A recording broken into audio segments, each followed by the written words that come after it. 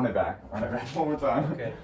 I don't have the results that I want in my life quite yet, right? I don't have the security, the momentum, like the trajectory is there. I know the direction that I'm moving, but I don't have a lot of momentum in that direction. And so it creates sort of a certain amount of insecurity, because here I am professing to have such a great understanding of so many things, and I know logically that I do have that understanding. It all lines up, but then I don't have the external proof almost to validate the truthfulness behind my beliefs, behind the things that I want to do, behind the things that I profess to understand. So it's like there's a little tiny bit of uncertainty, and that tiny bit of uncertainty is a killer. Why? Why don't you have the things that you need? Like, whatever the milestone is, why don't you have it? That's a complicated question. There's a lot of reasons why. Natural weaknesses, right? So I'm maybe, like you said, I come across as very composed, but that takes a lot of effort because I'm not as disciplined as I'd like to be, not even close. I want to be a fucking machine. I want to be able to tell myself, do X, Y, Z, and have it get done. Yeah. The problem is I have a very hard time keeping the commitments that I make to myself. Why? Because that's the main one. Yeah. But why is it hard to keep the commitments to yourself? Because I guess they not mean enough to you? I think they're. I mean, I'm not a machine, so I have. Is your comfortability more important than your goals? It can be. So that's the other thing is complacency, right? Being comfortable with your current position. I'm not very uncomfortable. I'm living pretty well. I've got a nice place. I've got some money saved up. I grew up in a pretty good household. Worst case scenario, I come out of college. I can get a pretty nice career. I can live a comfortable life with minimal effort. And so it's like maybe I'm not uncomfortable enough. I think it's something we talked about before too. Right. I was thinking more like is so say you have a commitment to yourself like right here, and then you're like coming up on it, you're like, nah, like I'd rather do this instead because this is more comfortable. Is doing the more comfortable thing more important than doing the hard thing that progresses you towards your goal? In your head, logically it's not, right? Like we're all gonna say progressing towards your goals is better, but we all know that. That's fucking common sense, like, but when it gets to that point, is it more important? I mean, it's not, like I said, logically it's not more important. Right. So I understand the things that I need to do and why I need to do them and how they're aligned with like the vision that I have for myself in the future. But then many times when it comes down to doing it, I can't execute it in the capacity that I want to. So I do move forward. I do get things done. I do make progress, especially in certain areas. So like I've made certain commitments that I've been able to uphold. But then other commitments, especially ones that have to do with like small details or specific tasks that I want to commit to doing in a certain day, I have the time to do them, but then I opt to do something else, even though I know that task being completed would move me closer to my goals. Then it must not be important enough. It could be that. Or you don't think it's important enough.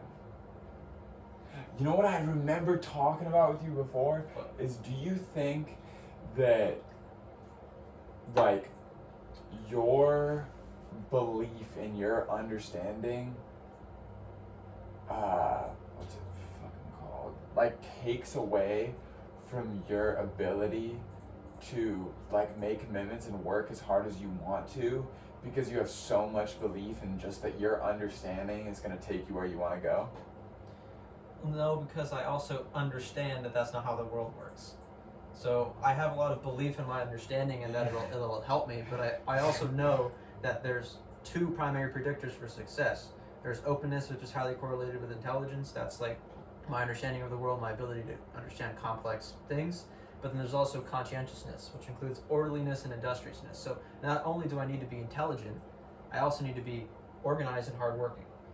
One or the other is not going to do it for you. If you're really hardworking and organized, but you don't know how to apply that conscientiousness to something that's scalable and it's going to take you farther, you're going to end up at a job where you work really hard. You're going to do pretty well. If you're really smart, but you're not really hardworking and organized, yeah, you might get picked up by somebody and they'll pay you to solve their problems. But if you're not very hardworking and organized, you're not going to be able to really make the most out of it. So you need both.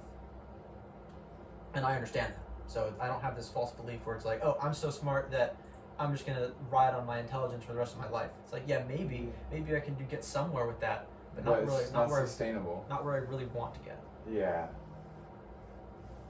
Fuck. Well, then you just gotta address the elephant in the room, which is like, why don't you just do it? So then that's the ultimate question. Why don't you just do it, right? And there's a lot of like, people. Just say no to drugs. Fucking right? So campaign. why don't you just do it, right? That's the whole, the Shia LaBeouf thing. Just do it, right? Yeah. And sometimes it works where you're just like, just do it. And it's a battle that I've been having for a long time. Like what's the thought process of blowing it off? Like, so give me like a exact like situation by situation. Like, what's something you recently had to do that you didn't do? Shit, let me check. That's a good question. I like this. Oh fuck. Yeah. Okay. So yesterday, for example, I was supposed to go onto Facebook and do some prospecting to try to continue with getting in, my independent consulting practice. Try to get more clients for that. Right. I was supposed to do that, and I did. So what did you do instead? What time were you supposed to do it? Let's see. I was supposed to do it in the morning. I had a meeting. I went to the meeting after the. Okay, so the first thing I was supposed to do that day that I didn't do was read and meditate. So why didn't you do it? I woke up later than I was supposed to wake up. So I guess the first thing I didn't do that day that I was supposed to do was wake up early. So okay, look. Yeah. No, dude, we're gonna make this make sense, and it's gonna be an incredible fucking journey. I'm looking forward to it. Look. So the first thing was sleeping in. So what happened there? Nick's comfortability was more important than waking up early. Yeah. Than Nick progressing towards his goals. Now, what was the next thing? So, that kind of created a chain reaction, right? Because since I'd not woken up as early as I should have, I didn't have the time to include the reading and meditation. So then I had to go to my meeting. Yeah. So now we'll blow past that because yeah. So then I went to the meeting, and then after the meeting, I went back home. I ate some food because I barely had eaten breakfast that day. Man, what the fuck? This was yesterday, and I can't even remember what the fuck I did. I think I fucked off for a little bit. Just kind of really didn't do much. Probably just like watch some YouTube videos or whatever. And what do you get from that? I know what I get from YouTube videos. I spend a lot of time watching Nelk. Well, it depends on what I'm watching. Sometimes I watch things that are like that teach me a lot. Fucking hates us. Yeah. Sometimes I watch things that are really informative and tell me some important information. Other times I'm just like watching things for entertainment. What do both of those things like what does like the intelligent video like make you feel? Like why would you watch them? Well, it gives me more information about the world that I can use to navigate it better. So how does that make you feel? Happy, excited for the future? It doesn't really make me feel anything. It's a very intellectual exercise. So I'm watching it and I'm trying to really digest it and understand it, and then think about how I can apply the knowledge. That's it. And then when I come away from it, I usually have some sort of better understanding of a certain concept or topic. So maybe it gives you the opportunity to be a better planner. Yeah. Like it gives you the opportunity to make better plans because now you have more intelligence.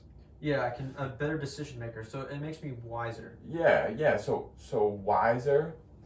And so what are you trying to achieve by being wiser? Be the ability to make better decisions. And what does having better decisions mean in your life? Better effectiveness. Would you say that it provides you with more certainty about where you're going to go and what you're going to do and how you're going to do it? Yeah. So it provides certainty.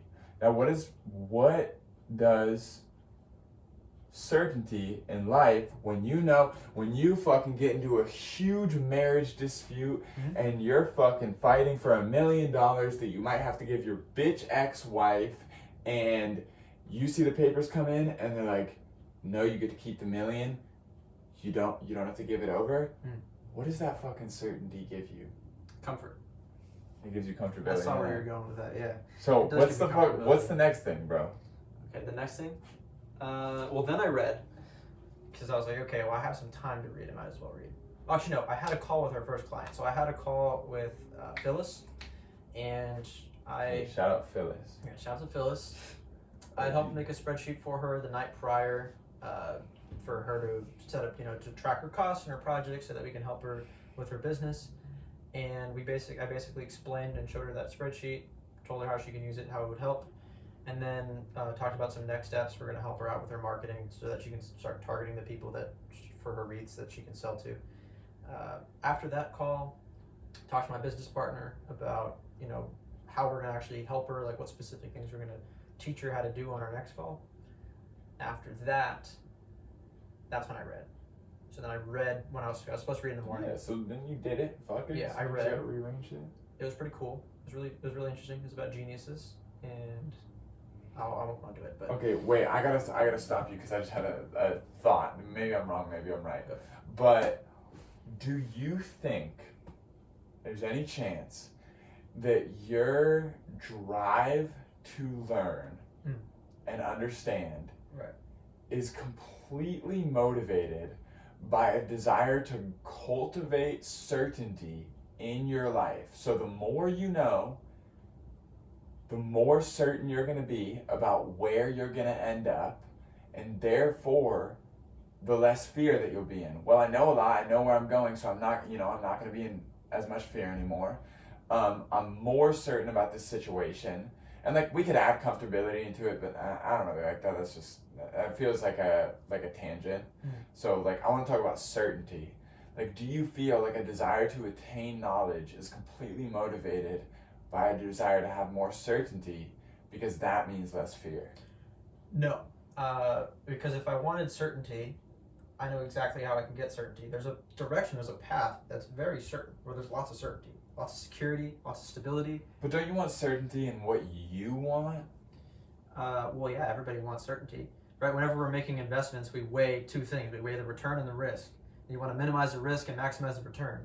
So is the path that's super certain, is that the path that's going to provide you with what you want in your life? No, because like with every investment, you have a risk premium associated with how much risk you're incurring. Right. So the riskier path, the one with the least amount of certainty, risk is uncertainty, right? So the path that has the most uncertainty oftentimes yields the highest return. Right. And so I'm pursuing a path that has a high amount of uncertainty.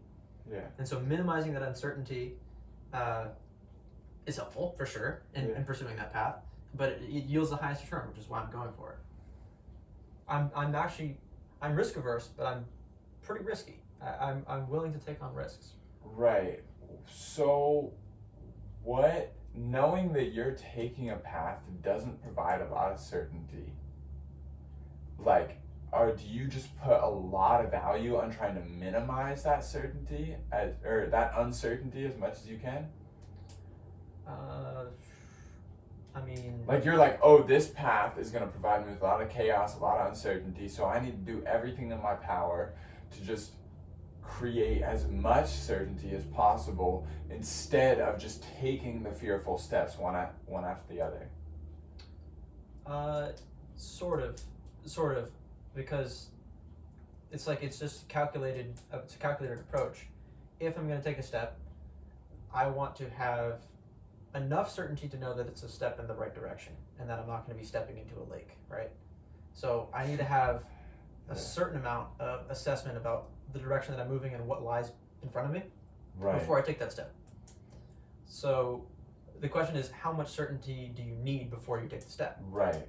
And so if this could be the issue, is that I require more certainty than I should, and I should just move forward despite not having the information that I need, because I understand that the information is always incomplete. I'm not going to have a perfect picture before I take my next step. Yeah. But maybe I'm not moving quick enough because I require too much information before moving forward. Yeah. But what it does do is that when I have the information that I have to move forward, when I move forward, I'm very confident that it's the right step. But as you were saying earlier, you're not where you want to be. Yeah. It's taking me much longer than it should. Right, well, should is fucking whatever. I mean, like, you're trying to do something ridiculous anyways, Yeah. so, like, I would take should out of the equation. But, like, maybe that's what it is, you know? Like, I think you nailed it. I think it's the fact that, like, you, like, maybe put, like, value certainty too much, that it prevents you from just taking the fearful step faster. Not that you won't get there, because you could require like a crazy amount of certainty in every situation and still take all those steps, but you're not going to be working as fast as you possibly can with a little bit less certainty. Here's the other thing though, is I thrive on uncertainty. I love risk and possibilities. Right. So I start things and I enter situations where the outcome is totally uncertain. And it's like a very risky venture where I'm positioned to lose everything that I put in. And because I know that out of that, I will learn an incredible amount and my next step will be more certain. Yeah, that does like, so then what do you think because I think certainty is like a good branch. But what do you think that other root cause of just not moving as fast as you possibly could be? Because to me, so from an outside perspective, it seems that like in the times that maybe like you want to be taking some kind of action, you're doing more learning, which is great because we should do more learning. Well, sometimes it's actual learning and sometimes it's fucking off. Yeah, well, fuck, I don't really think there's anything, like, too fucking off. I think that's just, like, you gotta beat yourself over the head more, you know? Because, like, I'll fuck off, you know, but, like... Well, here's the thing, is, like, even when I'm being entertained, I'm learning while I'm being entertained, because I don't really get, like, too lost in it. It'll teach me something. It'll teach me something about what people find entertaining. Or it'll teach me, you know, I don't know, I'm always learning something. So even when I'm watching entertainment, it's giving me a different understanding. It's adding to my understanding of the world. So it's like, I can almost justify it that way, which is... Yeah, and so I think that's the problem, right? Is that you're able to justify everything by learning. Yeah. Like, it's so backwards because learning is a good thing. But, like, I think you're able to justify everything that you do because it's going to teach you something. And you're right, everything does teach us something, but sometimes, like we just gotta not give a fuck about that thing and go the other way. You know, like, yeah, you could be learning more. Like, yeah, you could be learning stuff from entertainment, or you could just say, all right, well, that's not part of what I'm doing right now. I'm just gonna focus on this. And I think maybe learning and acquiring more knowledge is justifying everything else. Yeah, I would agree with that. Because I have like, at least for me, like I'm the opposite, right? Like I put so little value on fucking knowledge that I should put more. I should put more value on knowledge. And the strength in that is that like it's just action. But the weakness in that is that like I take steps backwards all the fucking time, you know? And so, but the other side of that is valuing learning and knowledge too much justifies not making an action step. If you value learning too much, it justifies, okay, well, I don't need to take that action yet because I need to learn more. Whether or not you know that you need action and learning. Because you know that, I know that, everyone knows that. It doesn't matter what you know, it matters that you're using that as like a crutch to step away from action because you're like, oh, well, I should learn or I could learn. I think it really ultimately comes down to, it's like, it's not even being used as a crutch. I genuinely like the learning aspect more than the action aspect. That's a better way to phrase it. So it's not like I'm making an excuse, like, because it's not that I really it's true that I don't necessarily want to do the action as much as I just want to learn and understand and communicate that understanding. That's why I think consulting is a really good option for me. I genuinely enjoy the process of learning and understanding things and coming up with ideas based on what I understand more than taking the actual steps to implement the ideas. Why? I don't know. So why don't you like action? I do. It's fun because it allows me to learn more. But why would you value? Because I think it's personal preference. But why would you value learning more than action? Well, that's an interesting question because through action you learn a lot. So I value action very highly, and that's why, like I said, I thrive in uncertainty because it allows me to learn and gain experience. Right. So it's like it's all in the end of the day. It's all for the sake. Like I like to understand things for the sake of understanding them. Why? I don't know. I really don't know. Just do it. Because I think that's like the money question right there. Is that like, for me, like at least like I'll talk from my point, is that like I value action so much more, and am in action so much more because I know all the experiences are gonna provide me with whatever I need to learn. And I have no business or no fucks for anything that I don't need to learn. So I'm like, everything that I need to learn will be taught to me through failures with action. And anything that I don't need to learn will never be in my fucking path anyways. And so... Well, for me, it's not even necessarily about what I need to learn, because I'm interested in many things. I like to learn about virtually everything. I just literally like to understand things for the sake of understanding them. It's pure intellectual curiosity at its root with nothing underneath it. Right. And so, but at the end of the day, it's like, so what would you say, like, needs to happen then? Because when you say that action, or valuing action more, or being more action-oriented would solve whatever problem that you have right now. Yes, the immediate problems that I have would be solved by more action taking, and yeah. So how can you cultivate that? Like cultivate what? Like the desire to take action. Well, I do have a desire to take action. But then why isn't it happening? Well, it's happening. It's just not happening to the degree that I want it to happen. So it's not like I So don't why, do anything. Yeah, right. No, we're not. Let's not give that impression. No, definitely, that's not what I'm saying at all. Like, why isn't it happening? The degree of action that I need to take is phenomenal. So, like, I'm already taking lots of action in many areas on many things. Yeah. But the amount of action that I need to take to actually succeed at the rate that I want to succeed is scores above the action that most people need to take in their day-to-day. Right.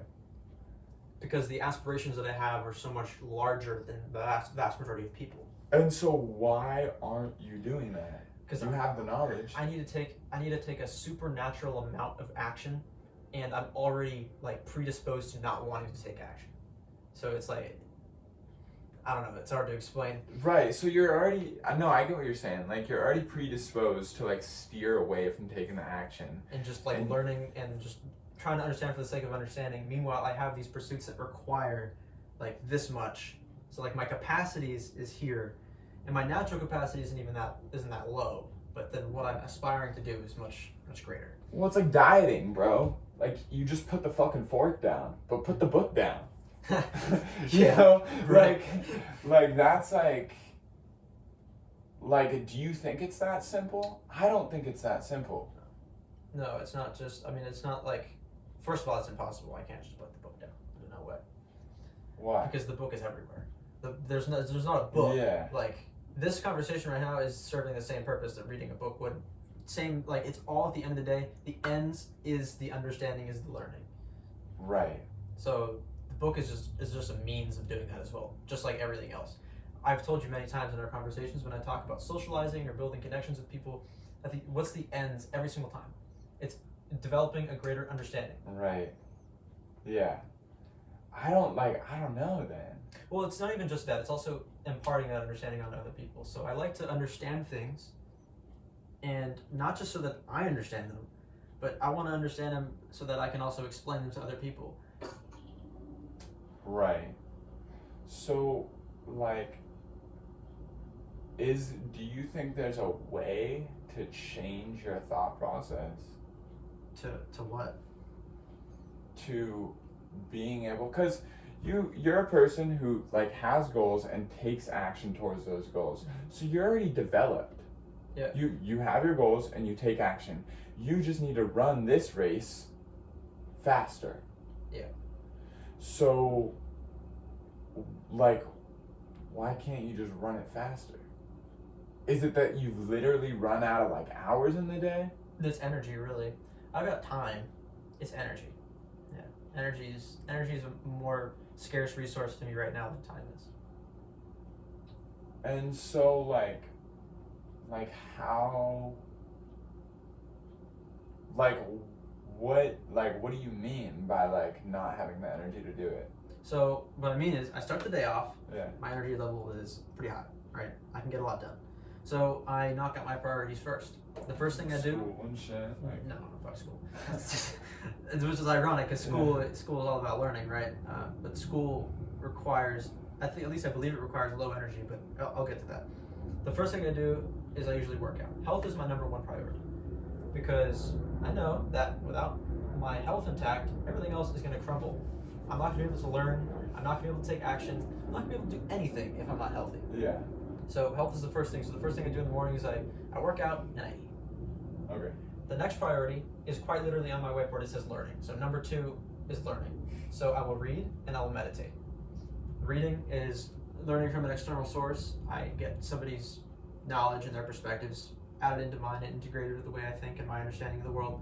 And then meditation is me learning from myself. I get to investigate my own way of thinking, my own modes of belief, my own emotions, that kind of stuff. So I learn from others and myself.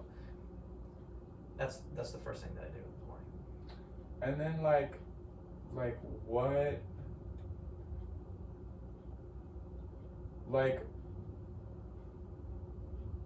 how do you think your lack of energy stops you from running that race faster? Because that's what we're talking about. That's right. I forgot we were talking about lack of energy. So then, like So usually the lack of energy comes, I don't know, recently it's been like I'll go to school, I'll spend the day at school, I come back, and I don't have the energy that I kind of need, the threshold to get everything else done.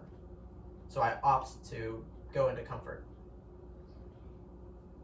Right, instead of just pushing through. Yeah.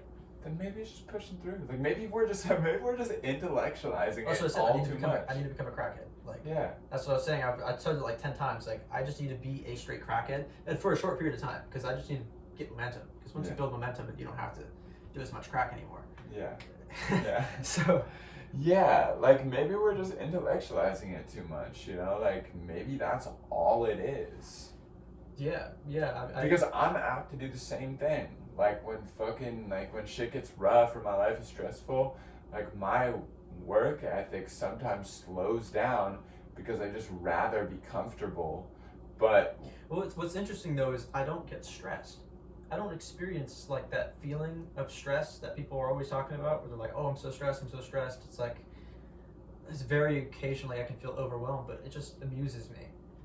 I try to put so much pressure and so much stuff on my plate, but it usually doesn't make me stressed. There's very few things that actually stress me out. Usually it's like relationships that make me stressed. Yeah. But like work, I just thrive on it. If I have too much on my plate and it's like overwhelming and I can't get it done, it just amuses me. And then so what does, why do you, I think it's, for me, what I'm most interested in is what is the thing that makes comfortability more valuable than your goal. Like when you get home from school on that day, because that's what we're talking about. You have a choice that day, where there's your goal and there's comfortability, and because that's something I want to learn, because I'm fucking bewildered by that. what makes the goal more important than comfortability for some people, and what makes comfortability more important than the goal for other people? What is that just a decision? Is there something deeper to that? No, it's definitely a decision, because there's a decision that's made. Because you come back, let's say I'm going outside of myself. I come back from school, and then I have a decision of an action to take. You don't just take action, you make a decision about what to do. I can go grab some food, I can go sit down on my computer and start working on something. I can fucking go on Instagram or YouTube or whatever and start watching some bullshit or watching some educational stuff. I can read, I can go work out, I can do whatever I want. I have a decision to make. Right. So what leads me to make the decisions that I make? That's an interesting question. Yeah. Sometimes I just get motivated out of nowhere to do something. Like yesterday, for example, I was at home, I came back from whatever I was doing, and I was like, fuck it, I'm just gonna get a workout in. It wasn't a day I was supposed to work out, I just decided to work out. Do you think motivation always comes before action for you? Usually, or majority? Motivation becomes, like, what do you mean? Do you think like action is a result of feeling motivated for you? Sometimes it can be. But not always. Other times it's just like a commitment that I make. So like, sometimes I can make commitments and keep them. For example, I made a commitment to wake up every Monday, Wednesday, Friday, and get a workout in first thing. I've kept that commitment.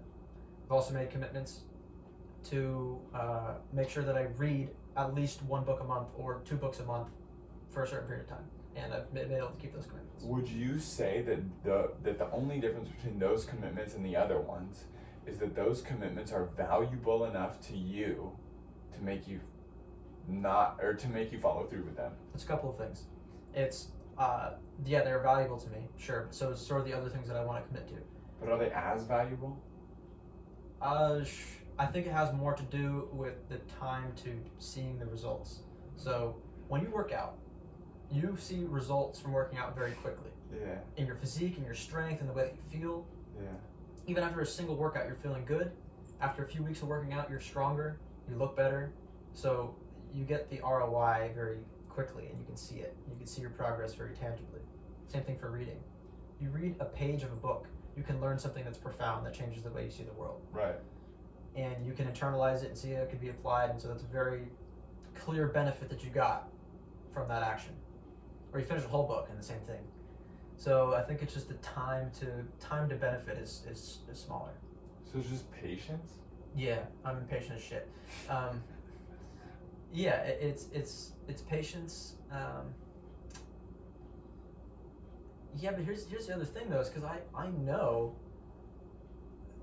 what needs to be done and why it will work, but then I just can't bring myself to do it. It's reps and time. Repetitions and time will yield the results that I need. So do you think there's a difference between like understanding and like there is a difference between understanding it and applying it? Mm-hmm. You know? And so what is there's a break in the thinking somewhere, is because you have a wonderful understanding of everything that you need to do. Yeah. But then applying it is right here, and like you're missing a bridge. And so what is that bridge? Because I know there's no fucking way we will leave this conversation and you'll just be like, oh, like it's just a decision and I'm being lazy. That's not fucking it. No. There's something else. And so what's the bridge? I mean, there's plenty of people that is it, and they're just lazy people, but it's not you. No. There's something there that is missing. Because it's my biggest pain point. It's not just laziness. There's got to be something there. You're right, and I'm trying to investigate it with you here. Yeah. That's why we're here. Just I don't know.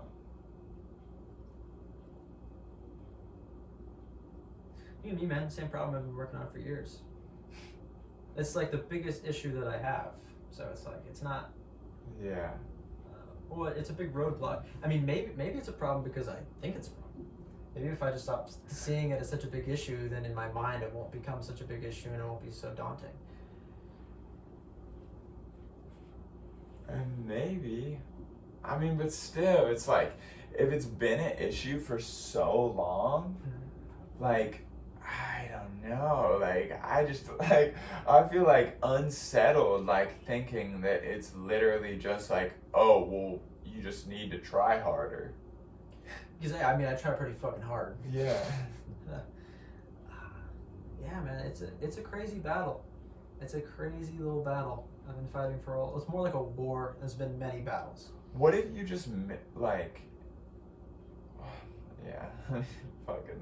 I was gonna say like, what if you just make a commitment to yourself to do the thing for a week, whatever it is like that you need to like.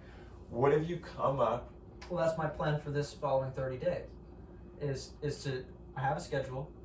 I want to hit the exact schedule, hour by hour. Have you had a schedule like this before? Yes. Sort of yes. Yeah. So what happened? I didn't follow through. Well, what's gonna be different this time? I'm gonna follow through. I'm just gonna do it. You're just gonna do it. Like I said. So maybe it is. Maybe we're just wrong. Like I said, I'm going to be a straight crackhead and simply do it. Yeah. Despite how I feel, despite anything else. Just because, and the reason I think I'll be able to do it this time is because my back's against the wall. It's either do or die. Yeah. Before, it was like, I want to do this. It's like, now I need to. Yeah. I need to, otherwise I will significantly reduce the probability that I'll succeed as early as I want to succeed. Right. Because I'll be put in a position where I don't have the opportunities that I have now. Right. So right now I recognize that my window of opportunity is closing. So maybe it's just pressure. Yeah, maybe that's you just why need that's, pressure. That's why I try to apply as much pressure on myself as possible at all times until I just fucking break and do it. Yeah. But like I said, it's not a negative experience because I don't get stressed about it. It's more just like, okay, you're gonna die now. Let's get this going because you're gonna die soon. Yeah. And we'll see if it works because I haven't been under this much pressure, I think, ever. So we'll see. I mean, maybe it won't work, and then I'll fail, and then I'll have to learn and have to retry and approach it in a different way. But I don't know. We'll see. Yeah, like maybe you just need pressure because I'm trying to think about like why. Because I'm trying to think the last time that I was able to follow through with a big change in my life, I was under tremendous pressure. It was when my mom told me, it's like, I'm going to kick you out of the house. So I was like, okay, that's a lot of pressure, That's not an ideal situation. I won't have the stability and the relationships that I have. It'll be pretty bad. So, but even going forward and like, this is like even more extensive, but going forward, you don't want to have to be under life-threatening pressure to have to make a change in your life. It's not the best thing. So it might work this next month. Like, I don't really doubt that it won't. Or that it, I think it's gonna happen basically. But here's the thing, it's about building momentum. So what happened when my mom said she was gonna kick me out of the house if I didn't change? I made a commitment to change. I haven't had to keep that much pressure on me to continue down that path because the commitment that I made was to constantly be improving. It takes no effort for me to constantly improve. It's just natural to me. It's just natural. Right. I'm constantly learning. I'm constantly getting better. I'm constantly trying to improve my character and the way I do things. It's like drinking water. It's like breathing. Yeah. It's like a lot of people when they're trying to constantly self-improve, it's like a diligent effort that they're doing. Yeah. I mean, it's natural. Yeah. So I think that after I just break and I adopt that commitment because of all the pressure that I put myself under, I have momentum there and then it just kind of moves. I can just do it after that pretty easily. I don't have to continually apply pressure.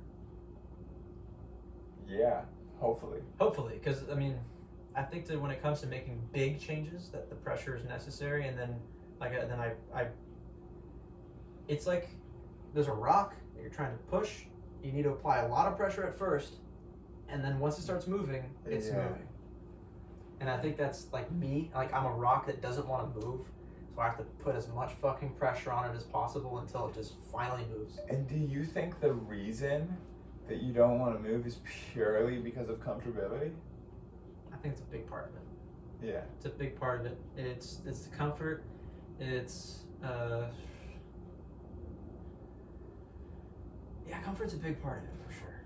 What? Because I'm trying to like compare like my situation to this, and I think the driving force for like what I do is that I'm not gonna be comfortable.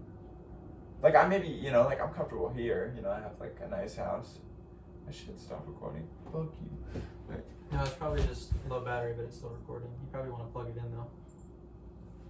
Alright, fuck it. Let me take a piss. Yeah, I'm gonna plug it in real quick. Dude, this is episode 4.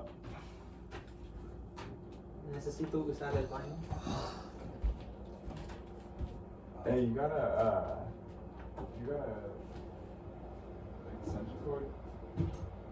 Only the round one. Is that there? Used outside. I don't know where it is. Also, do you know where the rest of the screwdriver is at? Yeah, I could find it.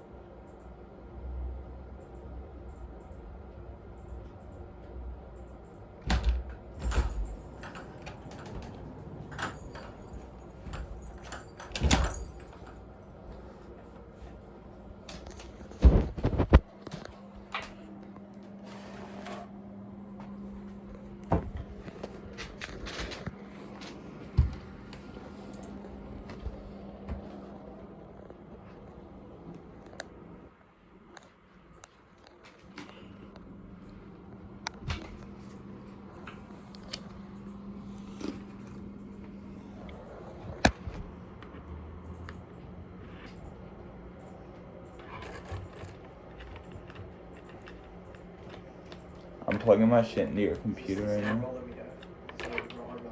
Let's have an updated one. It has not? It has. It has? Fuck yeah. Dude, 118 is sick. Dude, when are we gonna craft it? Right now. You're gonna craft tonight or today? Yeah, I'm down until like 4. Right. Fuck, I need to get my mouse though. I don't have a mouse. I have to go back to my house or something. Alright, should we polish this off? Here you go. Oh, she has a mouse. Okay. It's fucking yeah, we good. will. We will. Yeah, in a second. Okay, dude, the last thing that, like, I was thinking about is this. Is that, for me, like, the way that, like, I think about it is that, I may be comfortable at home or you know, sort of comfortable at my job or whatever it is, but I'm forever uncomfortable until I have that goal. So is whatever that goal is for you, like, undervalued, that you are like comfortable without it? Like, say you want to have your own business. I'm not comfortable. I am always uncomfortable because I'm not the place that I want to be, or I'm not moving as quickly as I want to be. So it's like, if I wanted to be comfortable, I would just do the things that I want to do and get them all done, right? Yeah. Because that would make me as comfortable as possible. But, like, I'm constantly in a state of discomfort because I'm not where I want to be. And you don't know why that's not powerful enough to drive you. Maybe because I'm not uncomfortable enough. Yeah. So I'm very uncomfortable, but it's like I still have enough comfort to just kind of stay where I'm at. It's like I said, I'm like a fucking rock that's just sitting there. It's like, yeah, but like, you know, you're pushing on me, but it's not that bad, you know? Yeah. It's not that rough. But the more pressure I apply, the more kind of situation I'm put in where it's like, okay, I need to move now. So then I move. Yeah. I don't know why it's that way. I think that is just how most people operate without knowing it or not. It's like we make decisions based on marginal benefit and cost. And where marginal benefit and marginal cost meet, that's where we make decisions. So we're like, okay, the additional benefit that I would accrue from taking this step and the cost that it would take for me to take that step, when they're equal, that's when you make the decision. Because when the cost is greater than the benefit, you're not going to move. Yeah. And like, I guess my question would be, is, like, your biggest goals, can you possibly see yourself living a life that's anything but those? Can you see any plan B, C, D, or fucking the rest of it? Yes, because no matter what happens, I have the power to turn it to my advantage, and I literally believe that. Right. But whatever your goals, like, give me one big goal.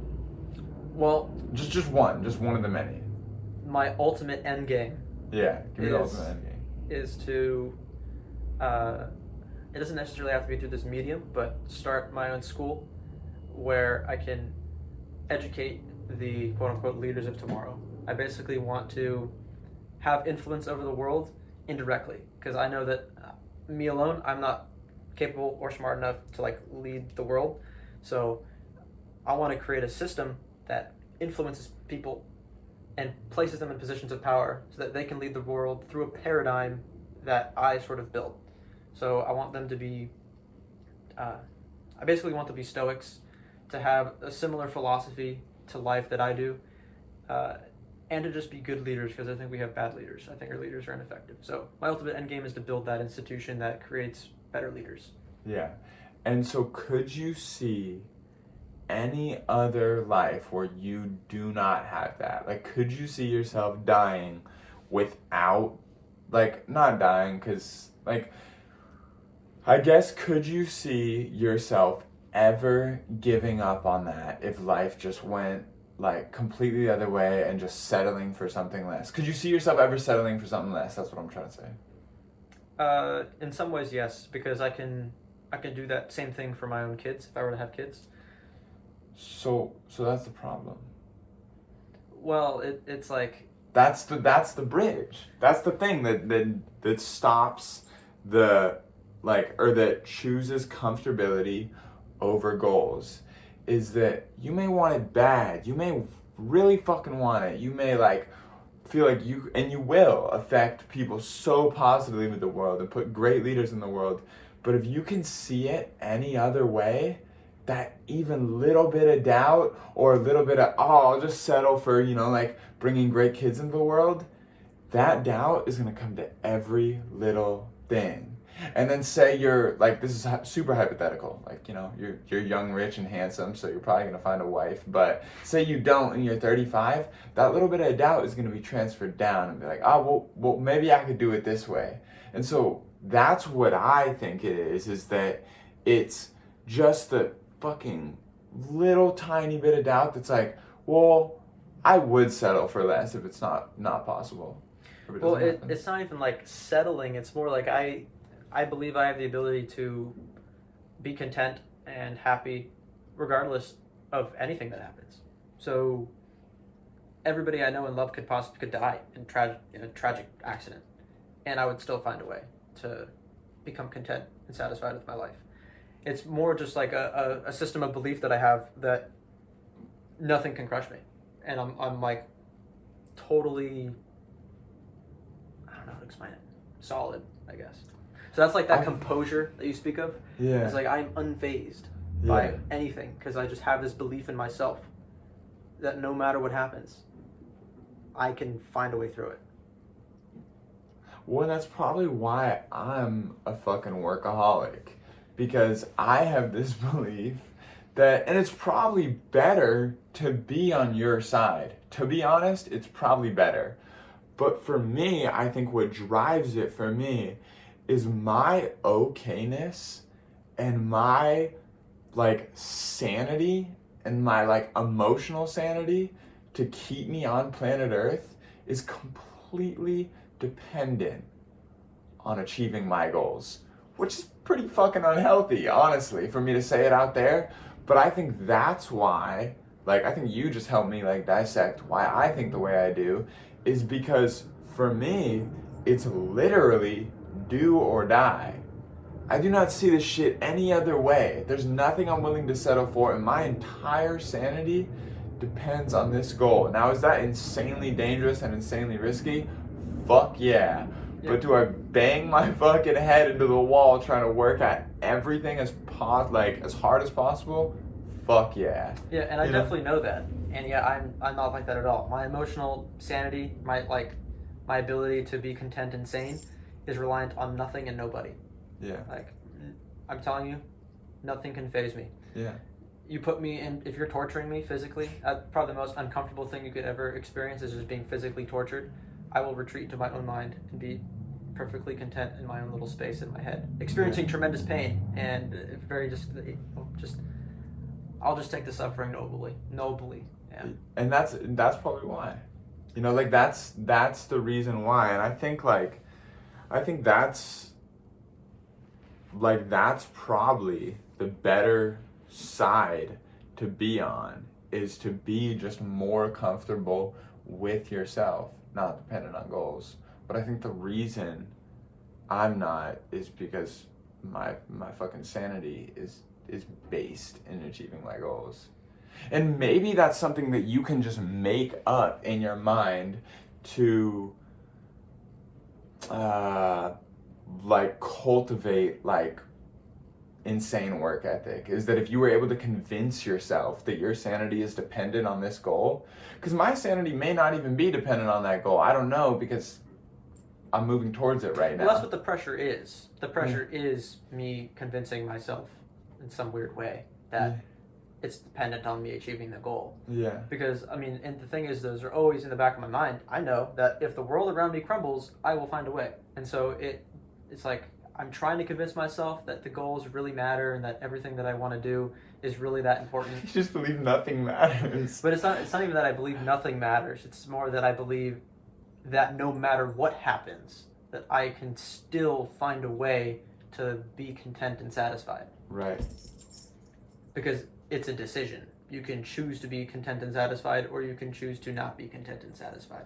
Yeah. And so I talk about how uncomfortable I am and how, this is a big problem, but I truly just love the entire process. And that's why I don't get stressed, because there's nothing to be stressed about. Yeah. I just like being here. This is fun, dude. I could die tomorrow. I'll be happy. Yeah.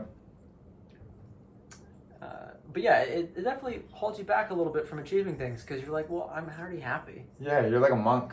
Yes, literally, I'm like a monk. Yeah. You wouldn't see a monk fucking grinding 15 hours a day, but you would see him happy, and I think, the other thing that just popped in my mind too is I think that it depends on what your goals are for the world, because I find myself in a position a lot where I'm like, the thing that matters the most to me in the world is not my own happiness and sanity. Yep, that's why I have these goals. Yeah. It's like, I know I'll be good, but a lot of other people in the world do not have the same ability to retreat into their own mind and have their sanity not reliant on the things that's outside of them.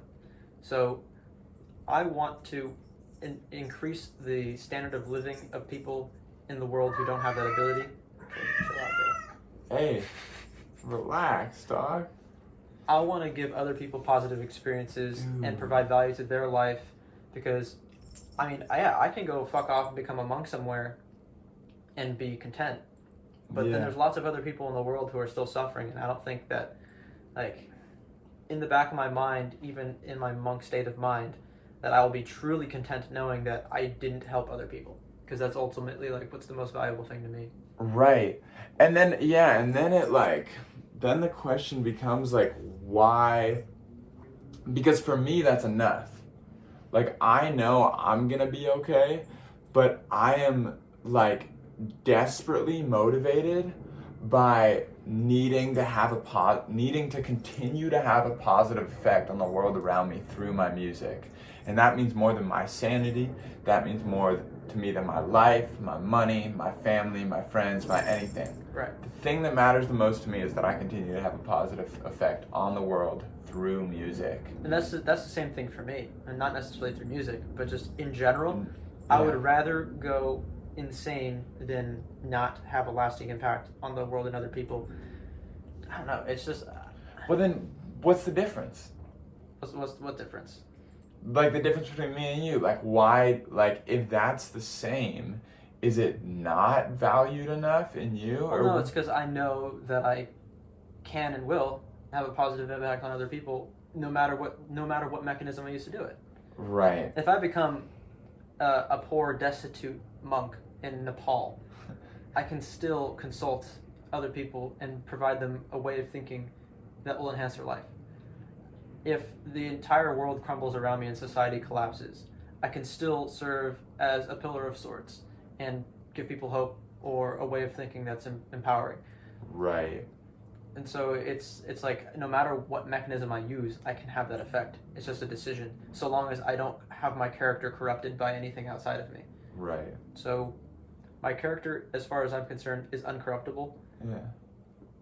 So I'll always be able to be that guy who gives value in some way.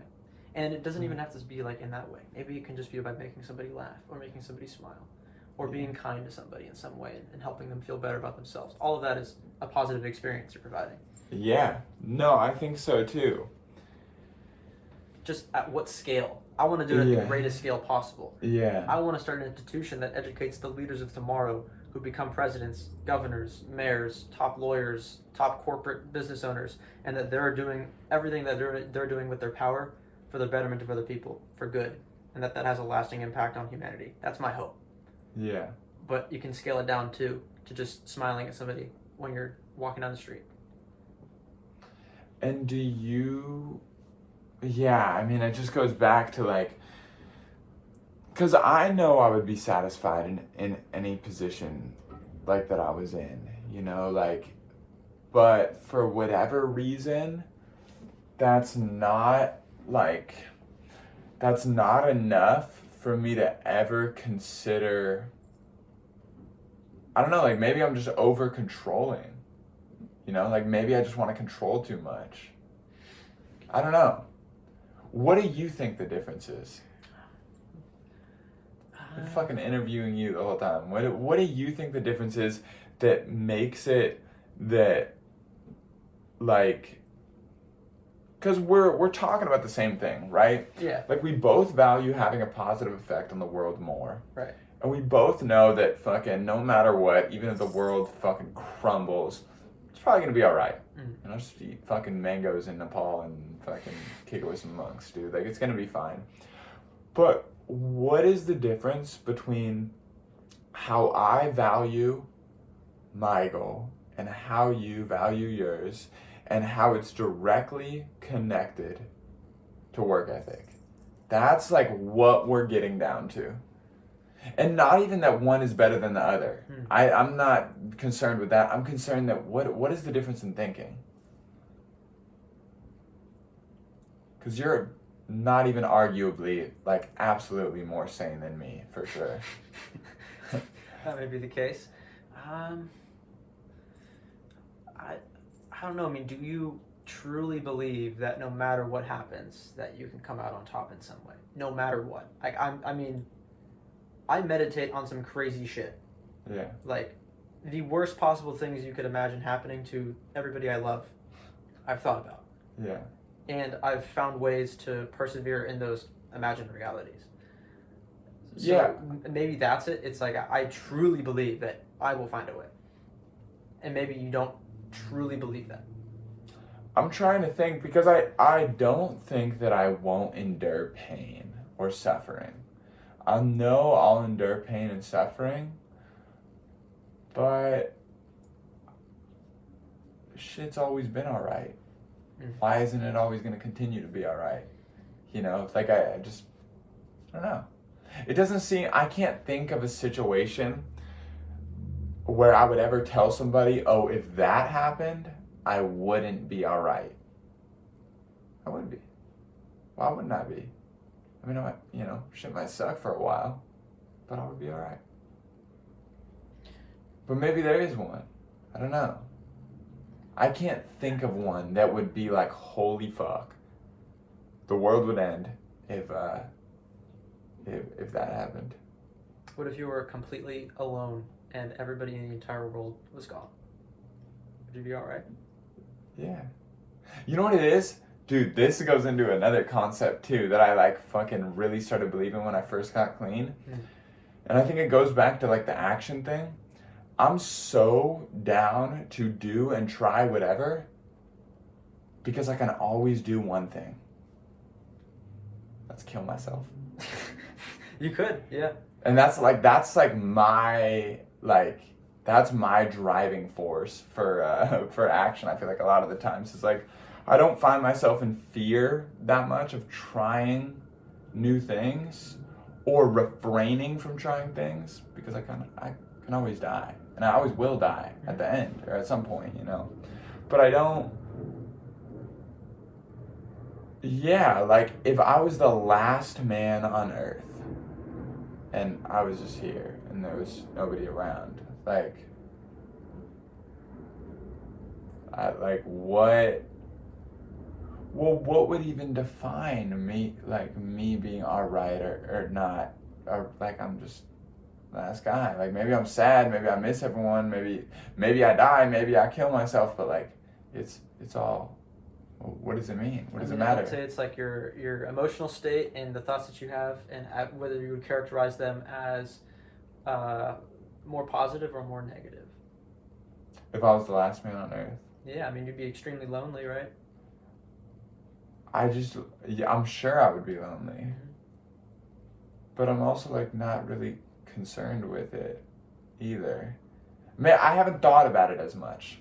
That's the other thing. It's like That's actually not a scenario I've thought about too much either. I haven't thought about that because it's pretty unrealistic. Yeah. I usually think about things that could actually happen. Yeah. Yeah, like I haven't thought about it as much. But like anyone or everyone going through something terrible or something terrible happening to them or fucking something terrible happening to me, I don't believe that. Because even if I die, I'm going to be all right. Yeah. So. Yeah, it's also like, you know? Do you fear death at all? Hell no. Yeah, I'm the same way. I'm no. just like, if I die, that's it, bro. Yeah. That's the game, man. Yeah. You're born, you're set up to die because you're born now. Yeah, no, I don't really fear death at all. I mean, there's things I would really like to achieve. Same. That's you not know? the same like, way. I don't really want to die tomorrow because like It's like, bro, I got some shit to do, man. It's but really inconvenient if I died. yeah, it would be inconvenient. But I don't live life in fear of death. Yeah. Because I'll experience enough of that when it happens. Well, the way I see it is we're dying all the time. Every second that passes us is gone. It's irretrievable. It's dead. Yeah. Every person that we've met that we're never see again, they're effectively dead. Yeah. Everybody that dies is also dead. Yeah. So death is just change, and change is constant. Yeah. So I don't think death is even real. It's an illusion. Yeah. It's simply change that's occurring. Yeah. And the change is only apparent change. Really, it's all the same. Yeah. Yeah. So I don't fear death either. I don't know what the fucking difference is then.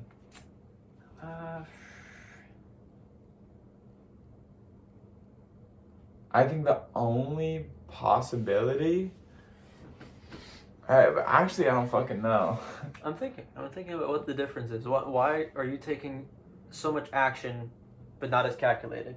Whereas I'm extremely calculated, but not taking as much action. Yeah. And We need a therapist. yeah, I mean, I have a therapist, and it's kind of frustrating because she always tells me that it's like, okay, I'm really young, and eventually I'll get there, and that if I was 35, she'd be telling me different things. It's like, bitch, I am 35 in my head, so treat me like I'm 40. Yeah. But, yeah, I don't know, dude.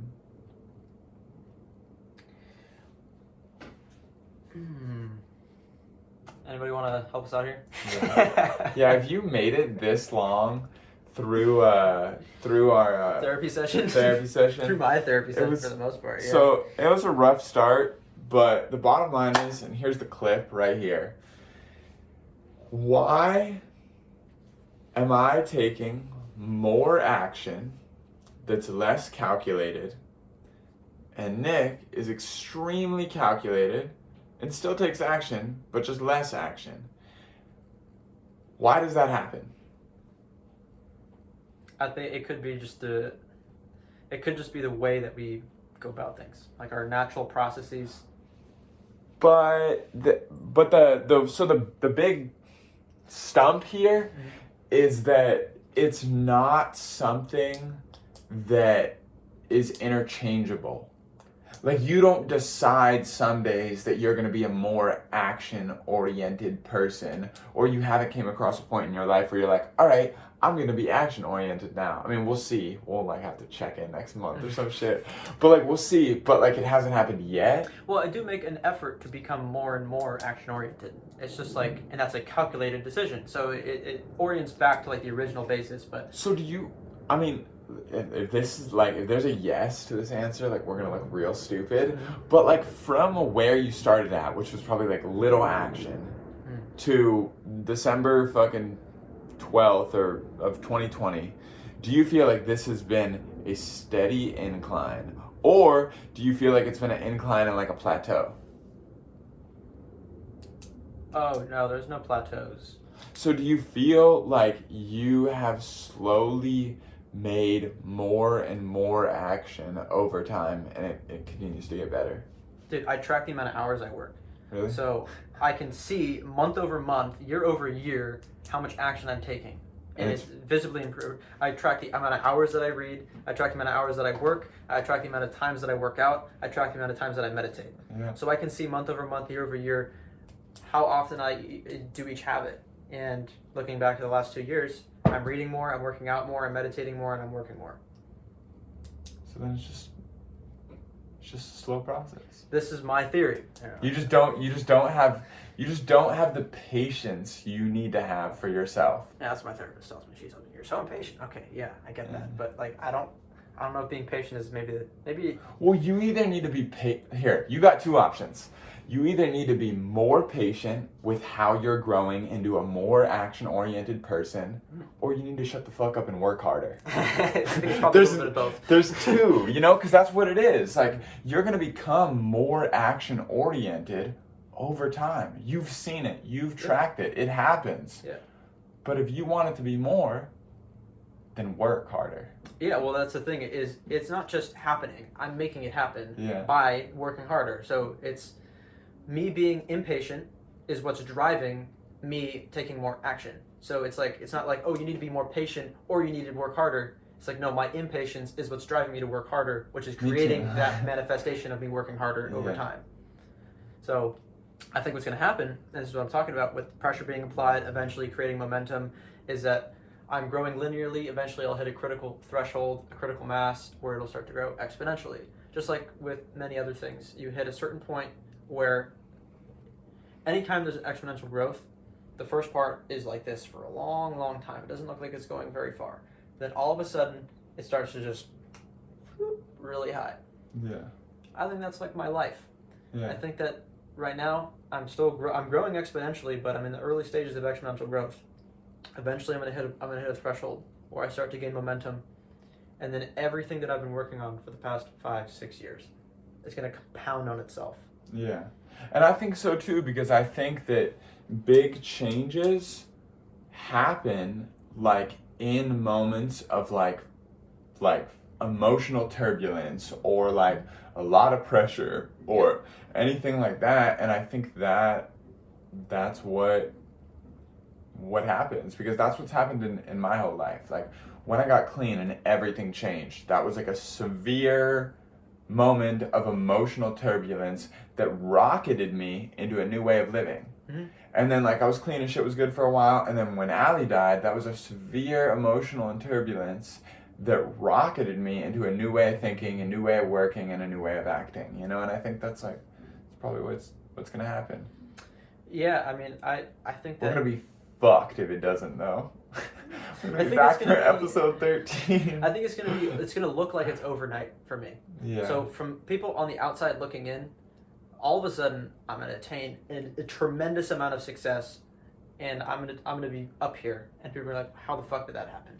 But they don't see the 5, 6, 7, 8 years behind that, behind the scenes of me pacing back and forth in my room talking to myself for an hour. Yeah. Just really like, I'm a fucking psycho. Okay? Yeah.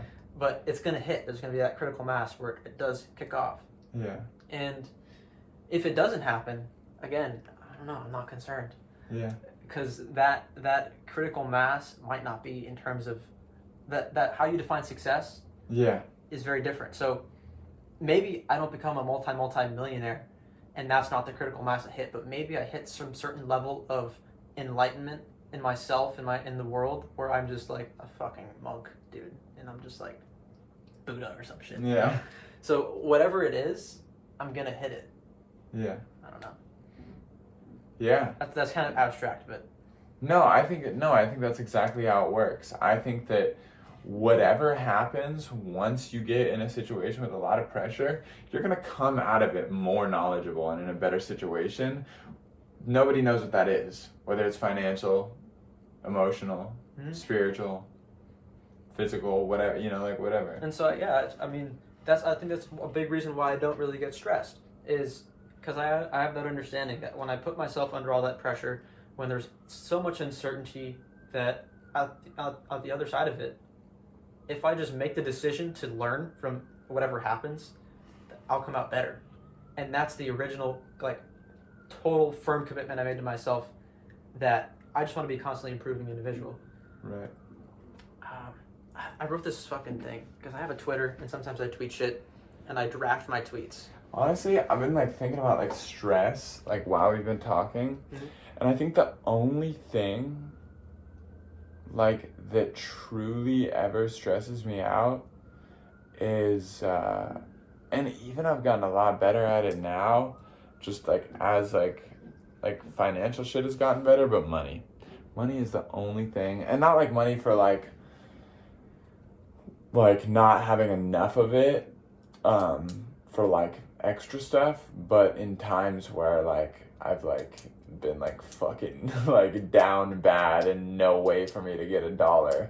But I think that's the only but even then I don't even think it's stress about money. I think it's fear of losing things that I have. So fear of losing a roof over my head, or fear of losing a car that I drive, or fear of losing a job I can't get to because I don't have enough gas money. So it's not even really being stressed out about money. That's just kind of what my brain categories. It has to do with your attachment to the things that you have and your possessions or the people around you. It's well, I think because the only reason you lose fearing those things, anytime you fear losing something, it's because you have attachment to it. If you weren't attached to it, you wouldn't give a fuck if it was lost. Yeah. I've just sort of detached from almost everything. And the only thing I'm attached to, I mean, I wouldn't even say it's myself. It's I don't know, some abstract, weird thing is the only thing I'm attached to. Right. I don't fear losing it. It would be inconvenient, yeah, if my car broke down and then I flunked out of college and then I couldn't get a job and ended up homeless, and then I became an alcoholic and then everybody rejected me and I lost all my friends and family. Well, I guess becoming an alcoholic probably wouldn't do that step. So if just I had bad fortune, it's just everything went wrong in my life and I ended up on the streets and nobody loved or cared about me. I don't know. I think I'd figure it out. Yeah. Also because I wouldn't put myself in the positions necessary for those things to occur. So in order for everybody to stop loving and caring about me, I would have to compromise my character. I'd have to turn into a bad person. And that's my choice. At the end of the day, my character is up to me. Right. Nobody can corrupt my character without my cooperation. So I guess that's what I'm attached to, is my own freedom of choice in who I am and how I think and what I believe. Dude, and I think that's fucking a cheat code to life. Yeah. Because I'm attached to very few things, especially grief taught me that a shit ton. I'm attached to a very few things, but there is things that I'm still attached to. And honestly, the only fucking thing that I'm truly attached to is fucking music, because that's what it all comes back to. The only reason I would fear losing my car is because then I would fear not being able to get to my job. Now, if I feared not being able to get to my job, or if I lost my job, then I might lose my house because I don't have money. And if I lost my house, then I might not have a place where I can make music. But even then, I could pretty logically tell you right now that if I was slapping on a fucking garbage can and still writing music in my head and saying it out loud, I would still be pretty stoked, to be honest. See, that's what I'm saying. I would probably get myself, out of just slapping on a garbage can. Yeah. But like, I probably wouldn't be that upset, you know? At the end of the day, the thing that I have the greatest attachment to, that I love the most, is untouchable. So, I'm untouchable, basically. Yeah. But this thing that I Dude, I drafted hope here- somebody watches this whole shit. This is Yeah, so you fucking got nuts. some crazy insight into the way we think and who we are right here. But I wrote here, I'm the person I want to be every day. A person who is constantly improving and progressing closer to his ideal self. Being is an iterative process. You are what you repeatedly do. So, I identify with the person who is constantly improving, not necessarily my ideal. My ideal is unattainable by definition, because it will Right. constantly become more and more ideal as I approach it. So, I will never be the person that I want to be. But the thing is I already am the person I want to be, because I'm the person who's moving closer to that thing. Right. So I'm already my ideal self. I'm already the person I want to be.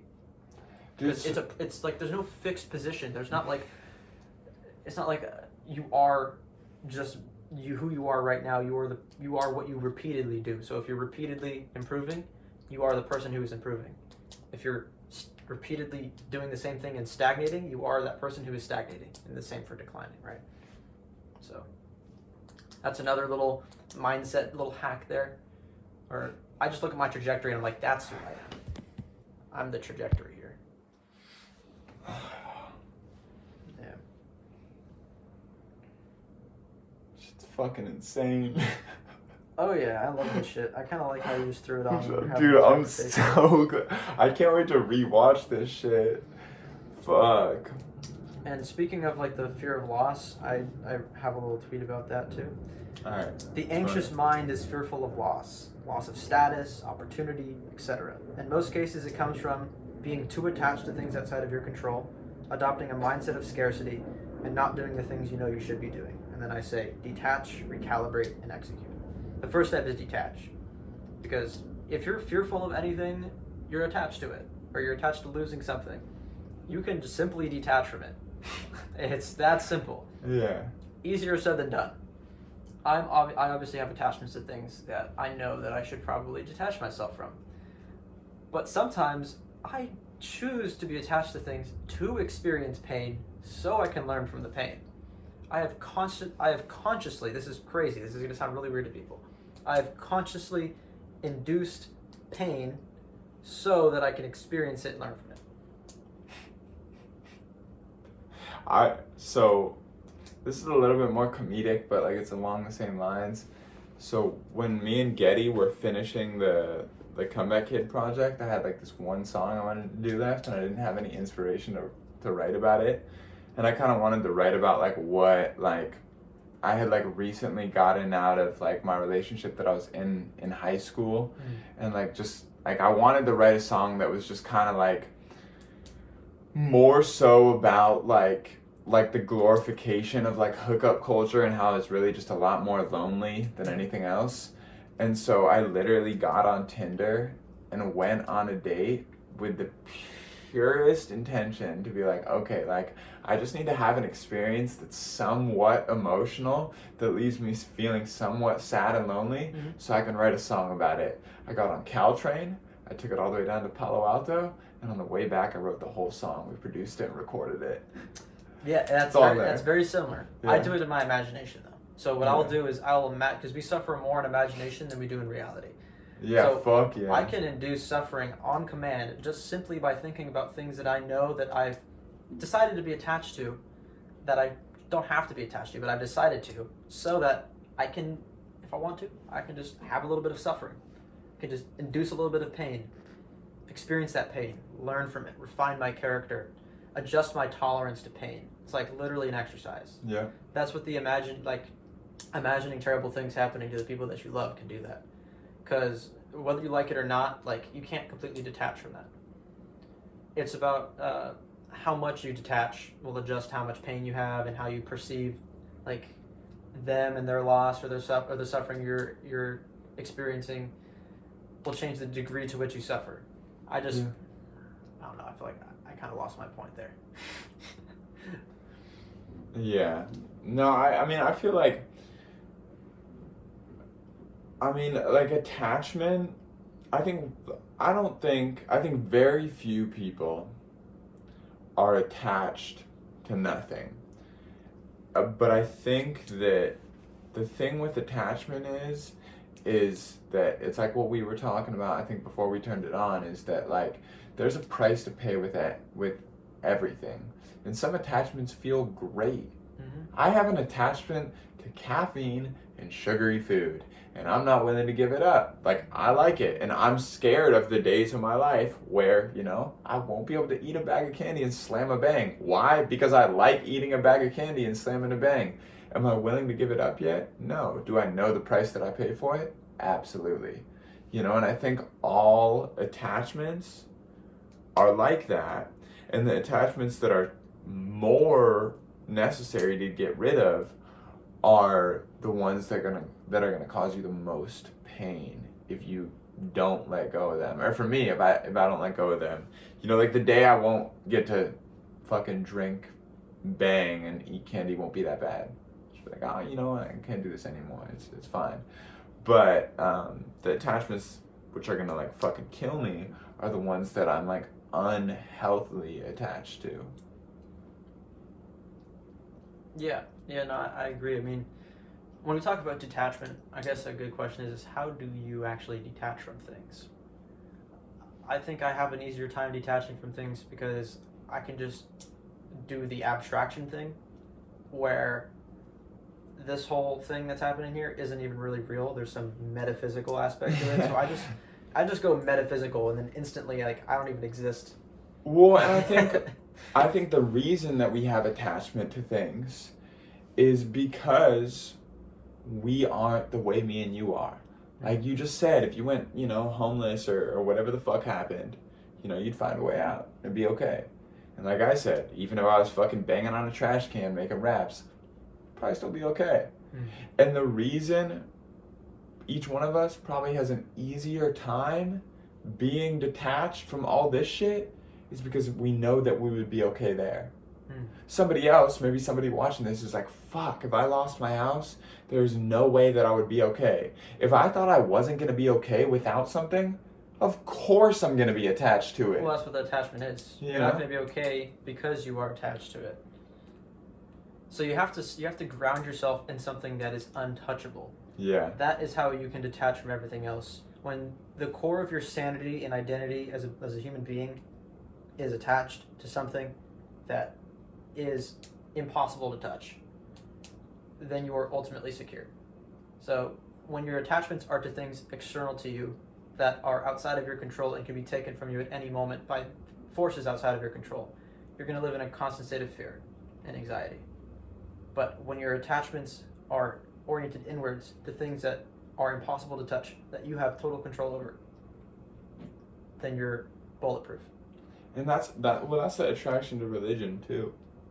Is that if you form, a conception of whatever you believe the spirit of the universe is going to be, like whatever fucking Bible you read out of, whatever religion you like practice and preach, the attachment is to something that's untouchable.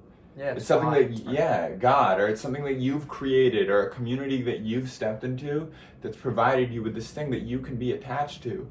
The reason religion brings so much peace and war, fuck religion, but like it's because you have an attachment to something that nobody can fuck with. Yeah. Nobody can mess. If I have an interpersonal relationship with what I believe the energy of the universe is, there's nothing anyone can do to that relationship. Yeah. I have it. It's yours and it's untouchable. It's pretty awesome to have that. Whether it's with God or with the energy of the universe, with anything. You just gotta have that thing that's untouchable, and then you will become untouchable. Yep. Yeah. So I think that really helps me. That's why this fucking episode, fool. Let's go. Go on. Yeah, that's really the reason why I don't get stressed, because it's like I constantly talk about how I don't get stressed, and I have to like think, okay, is that really true? And there are times where I do experience some stress. Yeah, I think like, I think I do get stressed. It's usually very temporary though. Yeah. Because like I'll get stressed and like, Yeah. Does it affect the thing that I'm actually truly attached to. Well, and like I just talked it through with you. At first I told you, one of the only things I really get stressed about is money. But then that conversation that I just led it through is exactly what happens when I call somebody else. Mm-hmm. I'm like, hey man, I'm stressed. You got a second? They're like, yeah. And I break it down, and they're like, yeah, but you have this. Mm-hmm. You have plenty of like good things in your life. And I'm like, I'm right. I have this. Like, this is what I'm connected to. This is what I feel good about. And I'm able to talk myself down. The problem is, and I think everyone until the end of fucking time is gonna have those moments where you're like, oh fuck, But the problem is if you don't have something to fall back on after a conversation or after a moment of silence or whatever it is, you need to have that thing you can fall back on. Yeah. Whatever it is, the untouchable thing that you talk about, Yeah, I think too many people have attachments to things that are very touchable. Yeah. Very touchable. And I think people think and most of it has to do with like your loved ones, right? Yeah. Your loved ones are absolutely touchable. They can die. They can dislike you for whatever reason. Yeah. If your identity is centered around the people around you, or what you do, like your work, or where you live, or your kids, or anything like that, all of those things can be ripped away from you at any moment. You got to find something that can't, and that's what you should attach yourself to. Because if you're attaching yourself to something that literally cannot be taken from you, well, then you have no fear of losing it. So you got to make sure it's something that actually cannot be taken away. Yeah. So yeah, like religion is a good one. If you're not religious, your own character. Yeah, your own character, or just like what you talk about, like constant improvement. Mm-hmm. If you're attached to constant improvement, nobody can take that away from you. Because if you end up homeless, I can improve. Yeah, you got actually a lot of improvement there. You know, like so. It's, dude. I feel like I learned so fucking much. I think so too. I think I got a little bit more clarity around like. I mean, the thing is. What are your key takeaways before we wrap this bitch up? I think that like. I don't know. Just from like you and what you experience and what you're doing going forward. How you feel about it? Well, my plan hasn't really changed. I'm simply gonna do like. What do you think you can integrate into that month, like we talked about today? Not to be like tell the people what I don't like. No, seriously, like what how do you feel like that's gonna like pan out? Well, I mean, I really don't know. It's ultimately up to me. I'm either going to take the action that I need to take over the course of that month, and even if I take the action, there's no guarantee that I'll succeed. I can take all the steps, make all the action, and it might not work out. That's totally possible. I would rather at least give it a shot. 30 days of just doing the things just keeping the commitments that I make to myself to the T, being pretty authoritarian and seeing how that works out. It might fail. It might make me miserable for the next 30 days. I don't know, but it's worth a shot. Yeah. Well, and I don't even think the success will be the great part. Even if you become a multimillionaire in a month and a half, I do not think that's what will be the best part. I think the best part will be being able to see yourself improve and change. Well, you don't make goals for what the goal will bring. You make a goal for what the goal will make of you. Yeah. I fucking like that. Dude, I think like something that like I've fucking like just left the conversation with is like just a reminder to be, and I've been talking about this more, which is interesting that like it came up here, is that like recently like I have fucking so many fucking great things in my life. Like I remember when I first started making music, I was talking to Cody because he had songs on Spotify. And I was like, if I could just have one song on Spotify, it wouldn't even matter if nobody listened. I would be a fucking rock star. And like, I was reflecting on that and I'm like, dude, like I have so much. Like I fly out to Texas next week to perform out there, like, and really the thing that truly makes me happy is making good music for good people. And like that's like what I fucking heard from that point that you made, just that, you know, like you've got to continue to be attached to the thing that nobody can touch. And the thing that nobody can touch for me is like my ability to like take my emotions and form them into songs and share them some way, whether that's on a fucking garbage can or on a track on Spotify, you know, like, and like to hear that shit, like I'm like, fuck, it's like a good reminder, because I knew it was in there, you know, but like I've never consciously thought about it like that before. I'm trying to, now I'm thinking like, okay, what if, and this is going to be a terrible exercise for you, I'm sorry. Okay. What if you became completely paralyzed and trapped in your own mind? You can't make music, you can't share your thoughts or your feelings or emotions with anybody else. You're literally a prisoner in your own head and you can't express anything.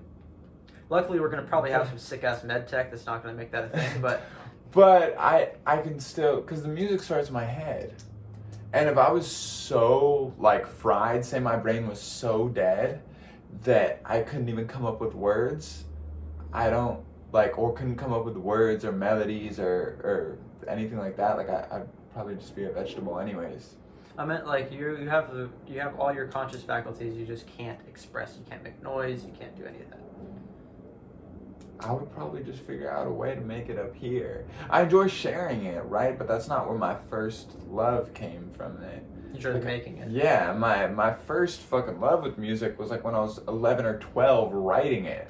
So you're gonna be like, you're gonna go into a fucking coma. You're gonna like compose like the greatest music ever. You're gonna come out of it, and you're gonna be like, all right, I'm making it. Yeah. That's gonna be your story. Yeah, maybe. No, but I feel like that's what would, all right, you know, like bring me joy, is that like if I couldn't move anything, like I could still sit in my head and I could hear the metronome in my head and hear songs and hear melodies, you know, like because I've had a good enough life so far to be able to hear, you know, and be able to listen to stuff and like even deaf people have made music. Yeah. Beethoven, yeah.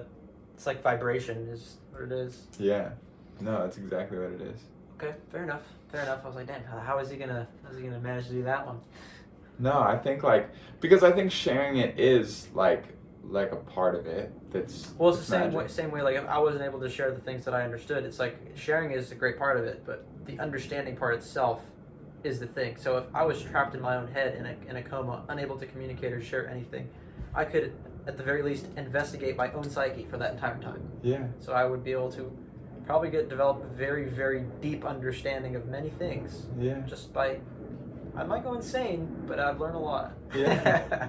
Yeah. No, you can always think, you know, and it's the same thing with like, you know, like the school that you were talking about. Like, you want to build the school and have other people have a positive effect on the world, but the thing that's going to bring you the most joy is a wanting to create that and a wanting to bring value, and that like understanding that you could and that you have the potential to affect the world in that way is so much more rewarding than actually doing it. Once you hit the goal, you'll be like, yeah, great, you know, cool, we're done. But the fact that you can understand that and have a vision and create it in your mind, like, dude, this is where all the best and the worst shit happens. Right. Yeah, it really all comes back to the way that you think and what you think about. The go-to quote that I have on like everything, on all my fucking shit, All right. is very little is needed to make a happy life. It is all within yourself and your way of thinking. It's literally like my go-to. Boom. All right. That's a fucking wrap. Yeah. We're done. Episode 11. Bitch.